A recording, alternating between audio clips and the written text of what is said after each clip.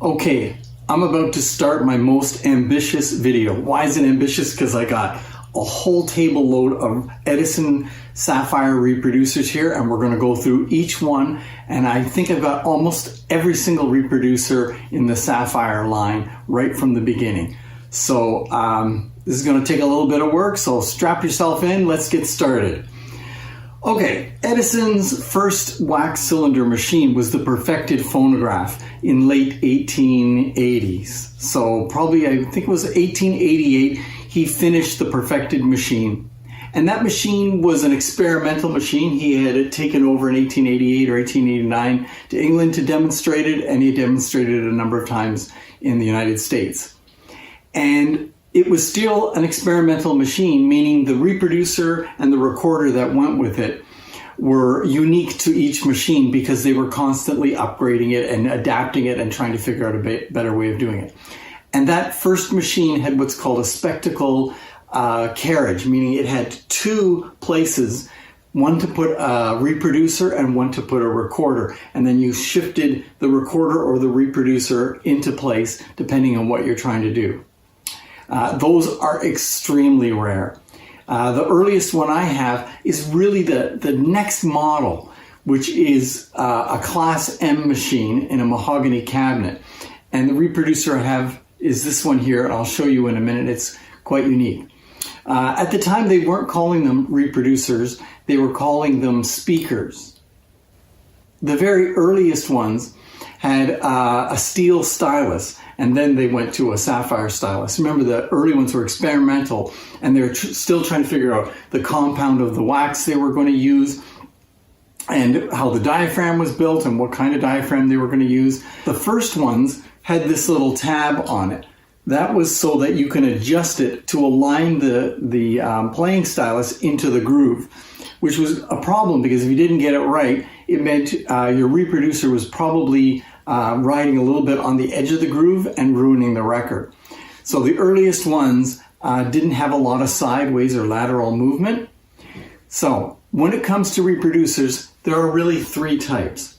There are ones with the light weight, and those are for the early wax that is a little bit softer. If you use a later reproducer on it, you're probably going to damage the wax and wear it out after a few plays. So the earliest cylinders were wax and really a stearic acid. They were quite soft compared to the later cylinders. The second group of reproducers is the ones for the molded cylinders. Once they came up with a process for molding cylinders, the wax they used was quite a bit harder. And I keep saying wax, but the stearic acid was really a metallic soap. I'm going to use the term wax because that's what we commonly use. The second type has a heavier weight to get more sound out of those harder wax cylinders. The third type is when Edison came up with the blue Amberola celluloid cylinder. That one, you could put even more weight on it, and as a result, you could produce more volume. But again, with more weight, it would damage a 2-minute cylinder. These were also 4-minute cylinders, so the stylus was actually smaller. And at first it was a sapphire, and then they moved into a diamond tip for the blue Amberols. But we're not going to be covering that era yet. I'm going to try and stick to the sapphires, so I'm going up to the 4-minute sapphire, which could be used for blue Amberols. Originally, the diaphragms on these reproducers would have been glass. Earlier than that, there may have been several other materials tried, so you might come across like an extremely early reproducer which has a slightly different diaphragm. But basically they were glass diaphragms, then they went to a mica diaphragm, and then they had to change the mica diaphragm for a pleated copper diaphragm, which I'll show you on one of these if I can open it up. And the reason they did that was because of an injunction filed in court to stop them from infringing on another patent. Okay, let's start with our first reproducer. This one's called an automatic, but this is a very early one, and I'm going to bring you in for a close-up. But this would have been in around 1889. It looks like the more common automatic reproducer, except it has this little pin here, which indicates it's the earliest one, and that was designed to line up with the speaking tube. This one is very unique in that it has the recording stylus and the playing stylus on the same bar, which means they're very close together. And the idea was you would insert it into the carriage and you move it into one position to record and into another position to play. What that meant was they could get rid of the spectacle carriage from the early machine and go with a single carriage and just put this in. The problem is, you can imagine, if the cutting stylus and the playing stylus are so close together, there was a chance that you might be using the wrong one and ruin your recording. So after about a year, they changed this and to have a separate reproducer and a separate recorder. So let's take a close look at this. From the front, it looks just like the automatic reproducer that's to follow it in a couple of years. But it has this post on it that is used to align it so that you have the playing head position and the recording head position. And on the back, it's got this small little paddle weight on it. And if you can see, there is the recording stylus and the playing stylus right beside each other. So you just rotate it a little and you switch from one to the other. And this would have been a glass diaphragm. So pretty neat, very rare early recorder and reproducer. And the tab on it to adjust it from one position to another doesn't have anything typed on it. As I said, next we have the automatic reproducer. And as I said, it was named automatic because it has a little bit more lateral movement. And I've got several of them here. This one, and I'm going to bring you in close again to see them. But this is basically your regular automatic reproducer. Then I've got one here that's slightly different, and then I've got a few specialty ones here. So let me bring you in and talk about them. Okay, here's the automatic. You can see now it's labeled reproducer. That Sapphire is sort of sticking out from the bar. Later, they were more like a doorknob. So these are actually better for early records. They don't seem to wear them out as much. So this is what I would recommend as a Sapphire if you're going to play early wax cylinders. These were in use on basically all phonographs that Edison was making from about 1899 to 1902, 1903.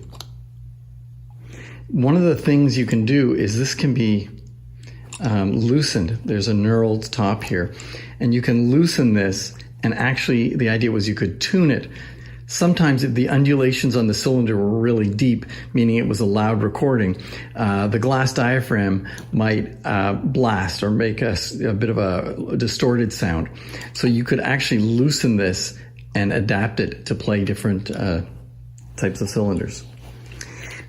What I got here is another one, and it's got this weird copper piece on the top instead of the brass nickel-plated part. And I saw it and I thought that kind of looked weird. And then I saw the back, patent applied for, and this number here, 232. So I've got to do some investigating. Is it just a really early one? I mean, with that kind of serial number, or is it a different brand or something? So I'm going to look into that. I've got one here called a Mobley. Companies outside of Edison made parts to improve the sound of the Edison phonograph. And one of the parts they made was this weight adapter that you put on. And it's called a Mobley weight. And it's supposed to improve the quality of the sound. I don't know if it does, but it's pretty rare. And then here, I've got this label because I really don't want to get it mixed up with any of the other reproducers. This is one of the polyphone reproducers. A polyphone, well, check my video out for polyphone, but a polyphone reproducer, a machine, is really a carriage arm that has two reproducers on it. One in, let's say, this position and one a little bit further up. And so they play the same cylinder about a fraction of a second apart, giving it an echoey sound that makes it sound like you're in a hall. Now this part here, this is to line up the two reproducers. The other reproducer has a similar piece, and they're joined together so that they sit in the same groove. So this is pretty rare. It's a Edison reproducer with a polyphone weight and adapted. Pretty neat. Okay, let's go to our next one. Okay, here are my final two automatics. As I said, other companies got into the game of adapting Edison reproducers to improve the sound. And this one here is a Fletcher. It's an Edison reproducer that's been adapted with a different weight and a different stylus and stylus bar. And this was supposed to improve the sound quality. And again, you know, it's debatable whether these did, but you know, people would buy this kind of thing, so there were companies that were willing to sell it. And my last one here, this automatic is a recorder. You can see on it the weight is quite a bit different, kind of like a paddle, like some of the early automatic reproducers. And you can see the stylus there is sharp, and so it'll cut a groove into a wax cylinder. So you can use this to record on a 2-minute wax cylinder. Most of the machines in Edison's line would take the same reproducers, but the Gem, because it was their most inexpensive machine and they were trying to cut costs, they had usually their own style of reproducer, at least for the first few years. Then I guess they realized, you know, it'd just be easier if it took the same reproducer as the standard in the home and some of the other models. So I don't have the earliest Gem reproducer here, but I've got something similar. The earliest ones had the same weight and stylus as the automatic, but they were slightly different design, and they had to be screwed into the Gem. This is a little bit later one where it's got some notches and you can just place it in and rotate it into place and then tighten it down. So this one came about in 1901. It could have variable weights, so there were some slight design changes on it. And then in 1902, they came out with the Model B reproducer, which I'll show you next. But let's come in and take a look at this. And this one is actually a recorder, not the reproducer version. So as I said, I don't have the earliest Gem one, but you can see that it's made differently than an automatic, and the weight's a little different. But this one's specifically a recorder, and it says recorder on there. So this is sort of their cost-cutting measure to produce a little bit cheaper reproducer for their cheapest machine. And it would have had a glass diaphragm too. So around 1901, 1902, the Gem got an upgrade to a more familiar looking reproducer. This is it here, but it's got a huge weight on it. It's called a Model B. So this was specifically for the Gem, and it was used till about 1905. From 1905 on, the Gem would use the regular Model C that all the machines were starting to use. So let me bring you in and have a look at some of the Model Bs I have here. Okay, here's a Model B, and you can see it's got 2 holes for that tab that sticks out on it, but this one didn't have it. They basically stopped using that around this period. Now you can see it says Model B. It's got a glass diaphragm, and it's got a stylus. Let's see if we can see that stylus in there. It's a button stylus, so it's the one that's not like a doorknob, which is, as I said, better for most early wax cylinders. And then I've got this. Now, I'm really a bit stumped with this one because to me it looks exactly like a B. It just doesn't have a label on it. And you can see the stylus is, you know, the button stylus, right? Reproducer. But it looks like the cover or top off Model C. And then I've got this here, which looks to be another Model B, but again, unlabeled. It says reproducer, so it has the tab on it. Okay, let's see what's next. Okay, the next reproducer on our list is the Model C, which I think most people are familiar with. It's the most common reproducer you'll find, especially on anything that plays 2-minute cylinders. This was introduced in 1902 along with the molded wax cylinder from Edison. And those cylinders were a harder wax, so you could use a heavier weight. And this one here you can see is a big tab weight. It says Model C on it, and I'll bring you in to look at it. So these were actually really good reproducers. They sound really great. But I would hesitate to use this on an early wax cylinder, a brown wax cylinder, because of the type of stylus and the amount of weight on this reproducer. Now, does that mean none of the brown ones will play on this? No, there was a transition where the first molded were, I believe, dark brown, and then they went to a blackish material, and then without any label on it, without anything, the title information on it. And then a little bit later, they quickly changed the molds to have the title information on the top rim. So let's take a look at this. You will find variations of the Model C. Some of them don't say Model C. Some of them don't have these holes. These were to add extra weight, which I don't think was ever really done. Some of them have the tab over here, even though it wasn't necessary because this had all the lateral movement you'd ever need. If you look at the Sapphire there, this is what I meant by the doorknob style. See, it's like a little bulb at the end of the Sapphire. Those aren't quite as good for the early wax cylinders, but they're great for the black wax cylinders. And there's the front of it. This reproducer would have a mica diaphragm inside there. It's hard to see. Or actually, this could be a copper one because in 1906, oh yeah, that looks like a pleated copper one in there. In 1906, as I said at the beginning of the video, they had to change that to copper due to a court injunction. In 1899, Edison introduced the concert cylinder. Actually, Columbia introduced it first, and quite rapidly after that, Edison introduced it. These were originally made to dub onto softer wax cylinders, the recordings. But then they decided, well, why don't we just sell these? These were always dubbed. They were never mass-produced in molds, and so they used a specific reproducer for wax. But then, when the Model C came out, they decided to upgrade the reproducer that was given with machines that play the concert cylinders, and they went with a Model D, which looks almost identical. It really is just about identical to a Model C. The only difference is that the tab here is not bent as much to go around the cylinder. Because the diameter of the cylinder is bigger, this has to be a little bit flatter. But otherwise, it's really a lot like a C, but it has the ball stylus. So let me bring you in and take a look. So here's a Model D. Not all of them have Model D stamped into the tab or have these holes for extra weight, which you really wouldn't want to use anyway on a wax cylinder that's been dubbed because the wax would be softer and any extra weight is going to make a big mistake. So there's the D and there's the C, and you can see the angle's a little bit different. So this one has, again, the button stylus, which is better.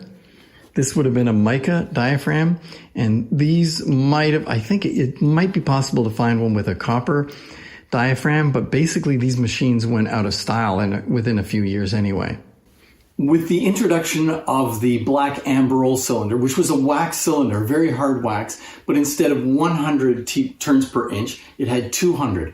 That meant the groove was much smaller, and as a result, you needed a different stylus size. So they came up with the Model H reproducer. So this is the Model H reproducer.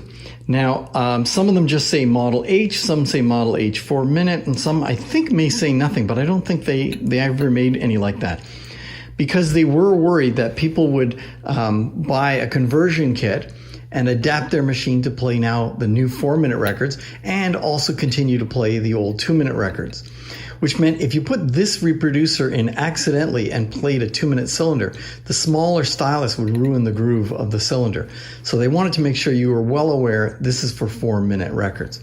They also painted the outside green with sort of a translucent green. And I've seen a lot brighter ones than this, but this is a little bit lighter, but you can see it's definitely green. That's so that you have no doubt going to notice you've got that reproducer in. It's very hard to see the stylus, but see that horizontal peg sticking out? The stylus is pushed into that. So the stylus is actually on its side with a sort of a button end or a doorknob end. And if you heat that up, if the stylus is worn, you can heat that up and rotate the stylus a little bit and it'll be like brand new. Now, if you look at this one, you can see that little V right there. That's because there's a little bit of swivel in the early ones, and that would line up the stylus bar in the proper position. Later, they got rid of that V thing completely because it wasn't really necessary.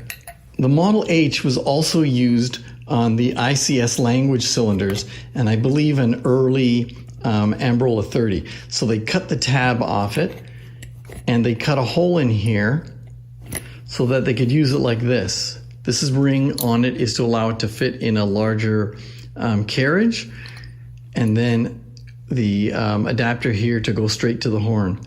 So this is really a Model C that they've adapted for ICS language cylinders. Wow, you're still with me. I can't believe it. This is probably one of my longest videos. Maybe I'll have to split it into two to get the whole thing in something manageable.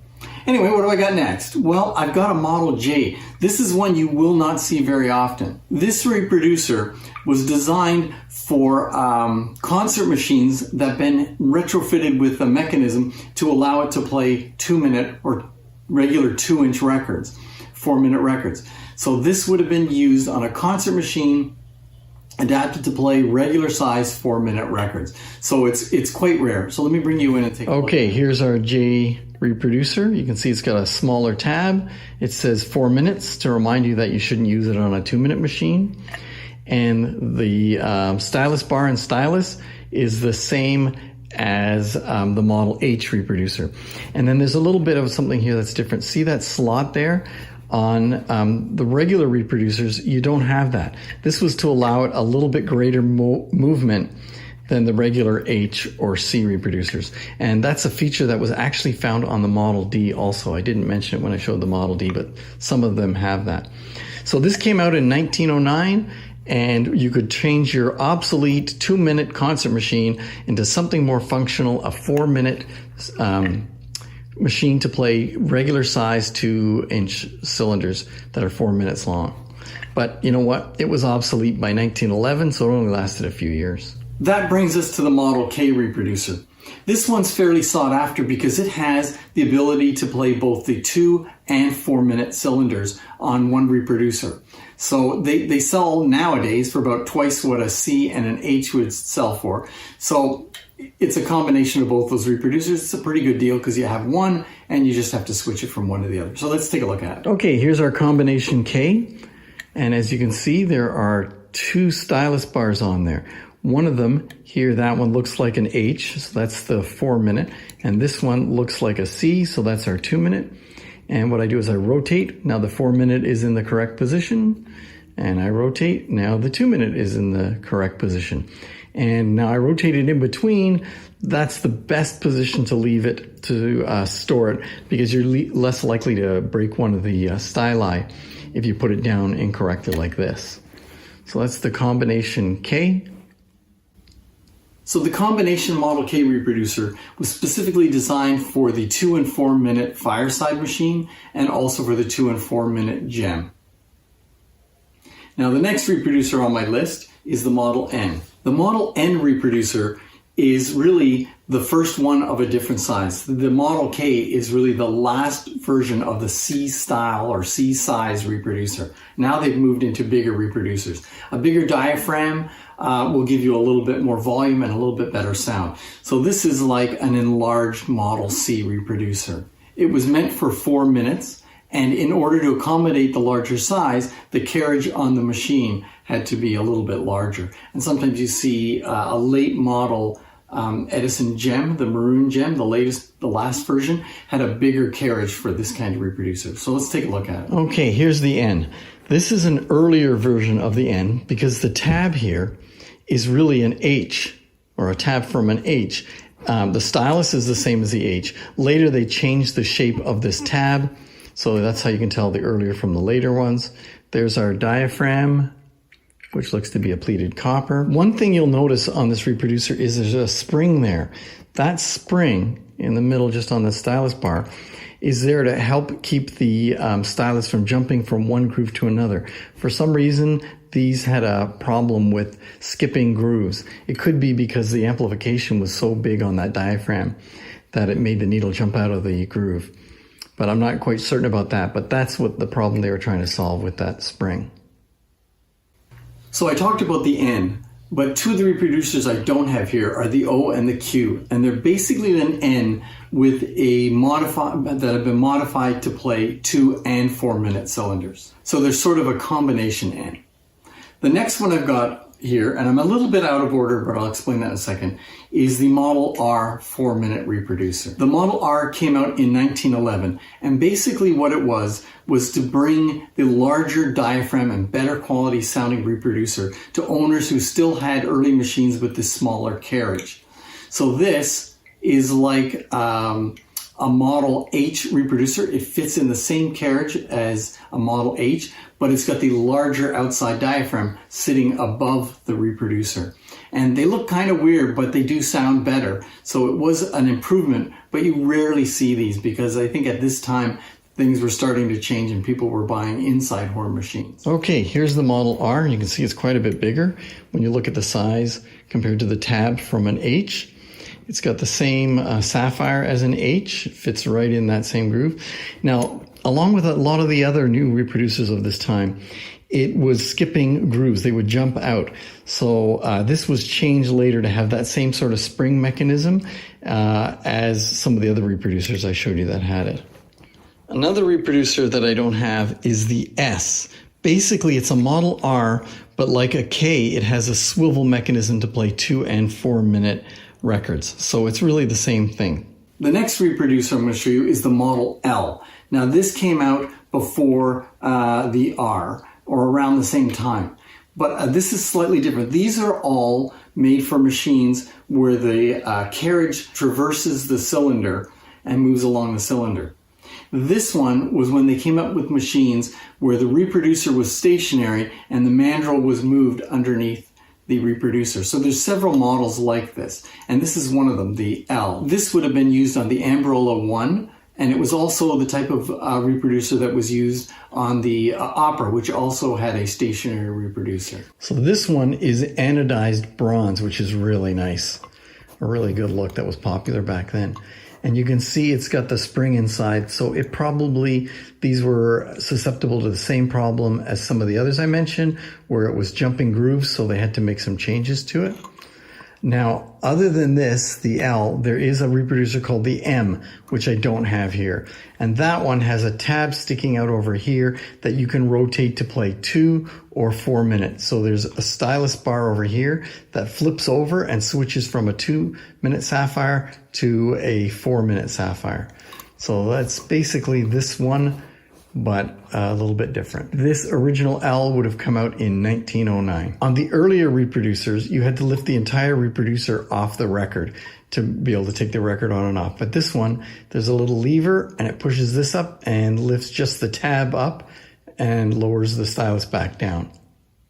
Okay, at this point in the evolution of Edison reproducers, they went to diamond reproducers for the Blue Ambrol series of records, and that's not what this video is covering. So we are done. You made it. You stayed to the end. Congratulations. Thanks for sticking with me.